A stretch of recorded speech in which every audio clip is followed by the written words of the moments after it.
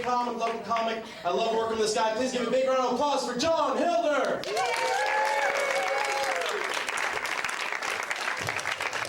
Give up the call one more time. Let me hear it. Yes. Good to be back in Utah. Yeah, I said it. I'm as shocked as you are that I said it. It is good to be back here. It is. I was born and raised here in Utah, but I moved down to Las Vegas about 5 years ago. It's always kind of funny to tell people in Vegas where I'm from, because whenever someone outside of Utah hears where I'm from, I'm sure you can assume the first question they always ask is, "Are you a Mormon?" Man, I have never seen another place so openly stereotyped with something like that before. And can you imagine a girl coming in here right now like, "Hi, I'm from Southern California." Oh, is that right? So, are you a shallow bitch? Since we're stereotyping. So I just moved back here to Salt Lake. I moved back to a really bad part of town. It's not as bad as this part of town, but it's a bad part of town. Now, you know you live in a really bad area where not only is there graffiti on all of the buildings, but all that graffiti's in Spanish. It's a bad part of town, peeps. It is. And I did something this week that I'm not proud of. I stole my neighbor's lawnmower. But here's my question to you, comedy fans. If you take something from an illegal immigrant, is that really stealing? That's not his lawnmower.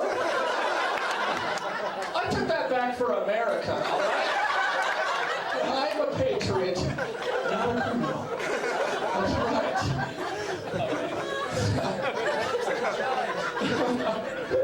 Oh man, so I was born and raised here in Utah. I come from a typical large Utah family. I have 6 brothers and 4 sisters. Yeah, but when you have 3 moms, you're gonna have a lot of siblings.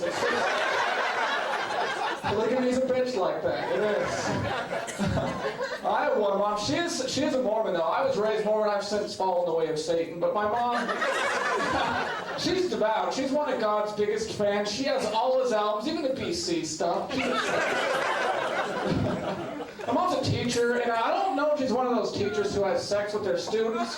Frankly, I don't want to know. She's here tonight, we can ask her. I don't know. Well, the new thing these days, though, is these really hot female teachers taking advantage of their young male students. And anytime one of these stories comes out, there's at least one smart-ass guy who pipes up and says, "Well, where were these teachers when I was a kid?" Like, I assure you, fellas, these teachers, they've always been there. You were probably just a really ugly kid. It sure hurts people, it does. Well, one of my brothers is a teacher, and he's also a vegetarian, but I just call him Pussy for short. It's easier, meat's delicious.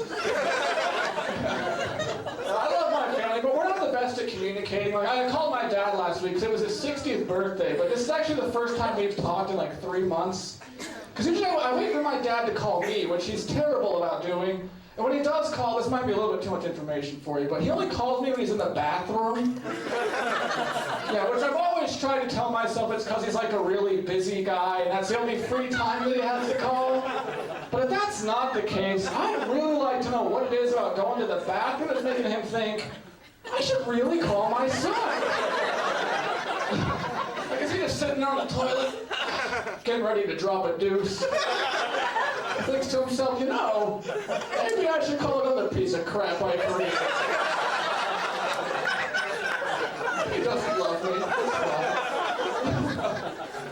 My dad's actually from Australia. He was born and raised in Sydney, Australia. I actually went to Australia recently to visit my family there, and something so cool happened while I was there. This Australian priest got arrested for cocaine possession.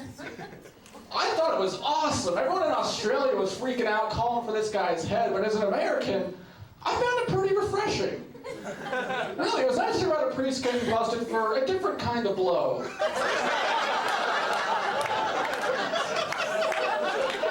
Oh, we're having fun. At least I am. I gotta admit something right now. In the spirit of total honesty, I'm ashamed of this. So ashamed, I actually have to turn around to say this, so bear with me. I hate deaf people.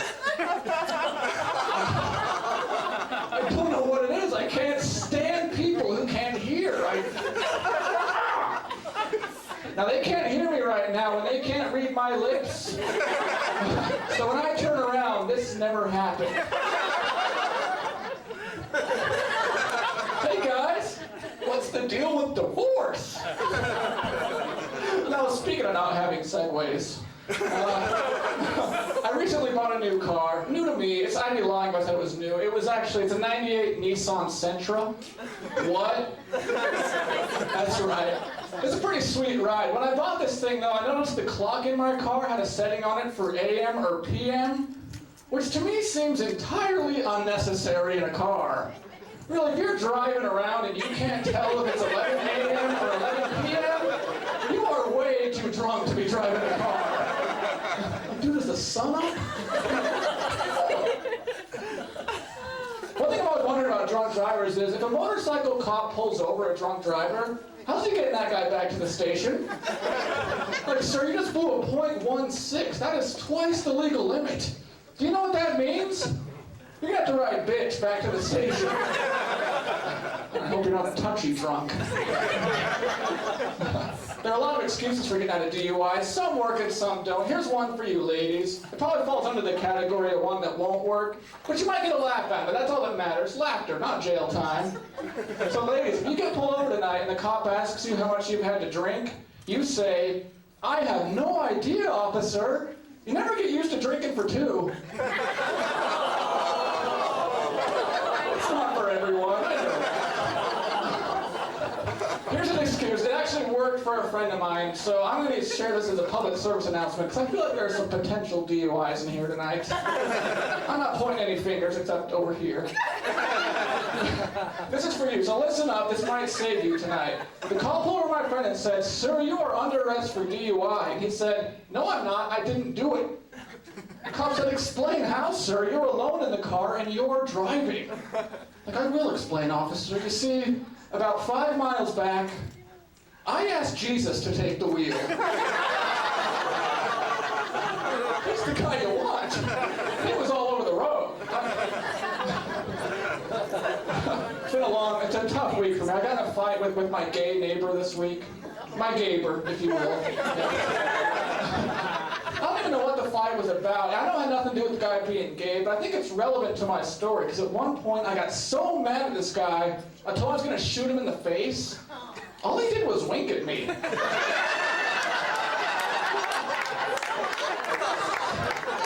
Weird. Maybe you can answer this question before I leave. I've had this question for a while. There's a black guy here, so this is good. Maybe you can help me with this. If a black guy is gay, does he only bang fat white guys? That's it for me, guys. My name's Hilder. Enjoy the rest of your night. Thank you very much. Let's go for John and Hilder. Better do it. Keep asking my name. Anyways, let's keep this laugh train rolling. Another great comedian. I love working.